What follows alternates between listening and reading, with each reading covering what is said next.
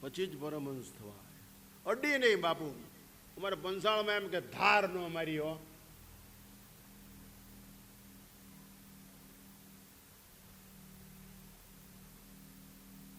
ગામડામાં ઠોઠા પીતા હોય ને બાજુ ઓલો બીજો નાખે ને, બીજો પીતો હોય ને એની વાહે હાલે રાઈશ વાતો. ક્યારે નાખે એની વાટમાં એ ઠોઠું પડે પાછું એ ખેંચવા માંડે. હવે આને બ્રહ્મનો ઉપદેશ કેમ આપવો? શું હાલા ઠોઠા પીવા હાટું વાહે લાંબડી કરતા હોય એને એના મા બાપે તો પેલા કૂવામાં પડીને મરી જવું જોઈએ કે આવી પ્રજા દેશમાં શું તમારે. માટે જાગો. બગલા ક્યાંયથી આવી ગયા? માછલા ખાવા માંડ્યા.